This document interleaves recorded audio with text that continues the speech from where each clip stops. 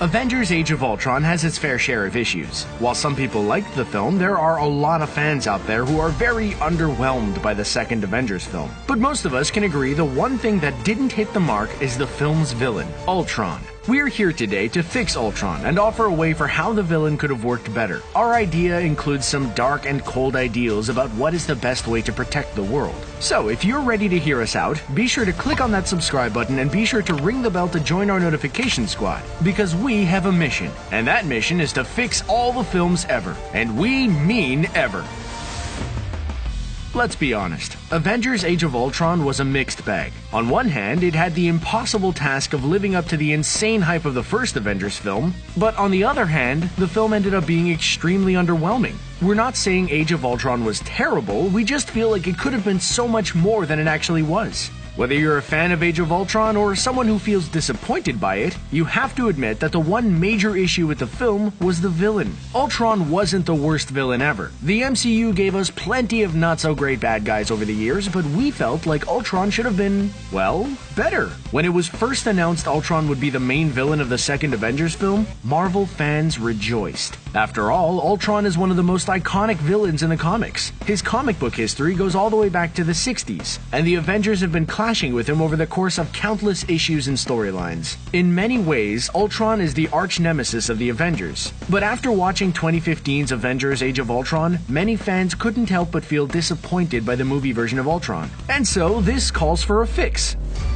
In our opinion, the main issue with Ultron is that he was simply not the menace that he should have been. We can't blame James Spader for that, considering that with some adjustments, Spader's Ultron could have been one terrifying murderbot. The real problem with Ultron is that he never actually feels like a real threat for the Avengers. He never really gets the upper hand, and he gets his metallic behind kicked in almost every scene. Ultron's overall plan also felt very flat. How many MCU villains had the same plan of destroying the world? Not only is it generic, there was never a real sense of high stakes. And it's a shame that Marvel Studios went with such a generic plot and villain approach for Avengers Age of Ultron. So far in the MCU, we had few villains that really hit the mark. And there's usually a good reason for that. What made Loki so special in the first Thor film is that from a certain point of view, he's right. The way Thor was behaving in the first half of the film shows that he would have been a disaster of a king. And so, by Loki causing Thor's exile, Thor is humbled and he becomes a better person and in turn a better hero. Loki may have done some evil things to achieve his goals, but his intentions were pure and on some level justifiable.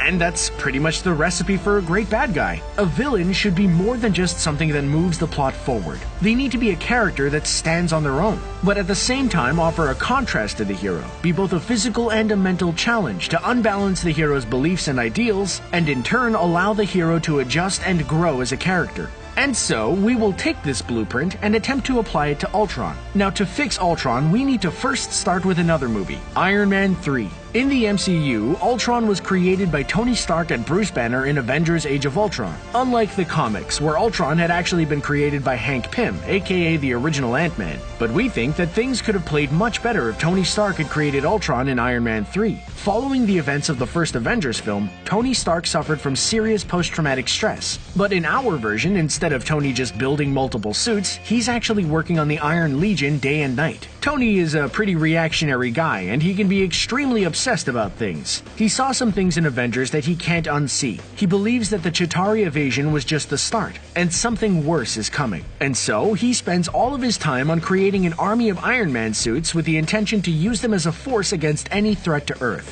Unfortunately, the Jarvis AI can't operate that many suits on its own, and so Tony creates a far more advanced AI that could control the Iron Legion on its own. Without going too much into details, Tony gets his hands on Loki's scepter that obviously holds the Mind Stone and uses its power to create Ultron. Tony creates Ultron for the sole purpose of defending the Earth, and his mission is to achieve world peace. At first, Ultron is nothing more than an AI in a computer, but over the course of Iron Man 3, Ultron evolves. And eventually, he gets his own body and helps Iron Man save the day. But soon after, Ultron's mission to achieve world peace takes a dark turn. In our version, Ultron's plan is not global destruction. Ultron has one directive. It's in his core, and his mission is world peace. Simple as that. Ultron sees all that is happening in the world, and he understands he must take some drastic measures to achieve real-world peace. To complete his mission, he must eliminate many threats, including whole nations who put others at risk, disarming weapons of mass destruction, and killing millions to save billions. Sure, it's a bit similar to Hydra's plan in Captain America: The Winter Soldier, but Ultron's motivations are not evil. It's a cold, robotic logic. Ultron is not a human. He is not evil, he is neutral, and he has a mission to complete, and there is no room for empathy. After Ultron achieves his mission, a new age will begin in the world. The Age of Peace. Or should we say, the Age of Ultron. But Ultron understands that once he starts doing these things, the Avengers will try to stop him. While Ultron has contingency plans against them, he knows he can't risk the Avengers standing in his way. And so Ultron decides that the only course of action is to eliminate the Avengers first. He doesn't want to destroy the Avengers, but he sees no other option to complete his mission. Besides, Ultron understands that the Avengers have been compromised by their own humanity. He looks at the Hulk and he sees the biggest threat to Earth, and yet the Avengers see him as an ally. He looks at Thor and he sees only the destructive potential of the God of Thunder. He sees Captain America, a man that is defined by his ideals, someone who won't compromise for what he believes in. And of course, Ultron sees his creator, Tony Stark, a man who is so obsessed with making things right and making amends for his wrongdoings that he tends to cause more harm than good. Ultron uses the Hulk as proof that the Avengers are not reliable, that their loyalty and friendship puts the whole world at risk, considering that Green Monster is the most dangerous member of the Avengers. Ultron essentially puts a mirror in front of the Avengers. He presents them as hypocrites. For Ultron, there is no compromise or hesitation on what needs to be done, and that is something that the Avengers didn't face before, at least not at the time. With Loki, things were very clear. If they don't stop him, it's game over. With our version of Ultron, it's different. It's not as simple as fighting against an army of aliens. Here, the entire idea of the Avengers is questioned. What is really best for the world? A team of heroes who don't always agree on what's best, or one impartial robot who sees the world as it is? However, Ultron's motivations aren't the only thing that needs a fix. As we said before, one of the biggest issues about Ultron is how weak he was in the film. Ultron needs to be someone that can go against all of the Avengers on his own. This is an Avengers film after all. The whole point of having the Avengers assemble is for them to team up against a threat they can't defeat on their own.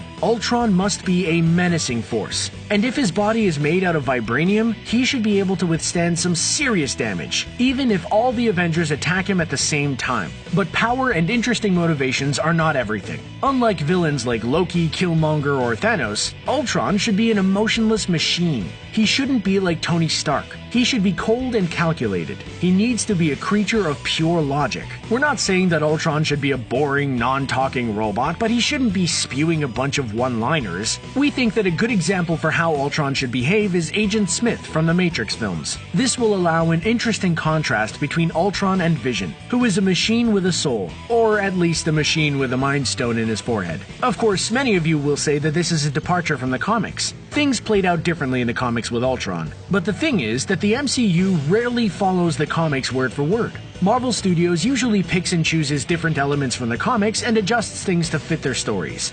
Instead of stopping Ultron from dropping a city from the sky, the Avengers face a far more personal conflict. And so, the idea that maybe the world could be a safer place with Ultron as Earth's hero is a very interesting philosophical debate. Can we trust a machine to protect the world, or should we put our faith in a group of heroes, who at times have opposing opinions on what is the best course of action to protect the world? No matter how many times the Avengers save the world, a new threat will always rise right after. There will always be something terrible happening in the world, and the Avengers can't prevent it all. Wouldn't it be easier to just step aside and allow Ultron to do his thing if that means that a true world peace could be achieved? And ending the film with the question of who was really right makes the film far more engaging and thought-provoking. And let's be honest, when the MCU deals with these types of complicated questions, their films tend to be far better. Instead of it being about saving the world, it's about the question of what is the best way to protect the world. And of course, when Thanos shows up in Infinity War, one has to ask if Thanos would have been able to collect all the Infinity Stones and wipe out half of all life in the universe if Ultron stood in the Mad Titan's way. Now, of course, some will not see our idea as a fix, but we're just here to offer our own take on things. And we think that with our idea, things could have played out very differently. Let us know what you think about our idea down in the comments below, and let us know what your take is on Ultron and how he should have been written in the movie. Also, we'll be happy to hear your ideas for what other films we should fix. Be sure to stay tuned by subscribing to our channel, and we hope to see you in our next video. Thanks for watching.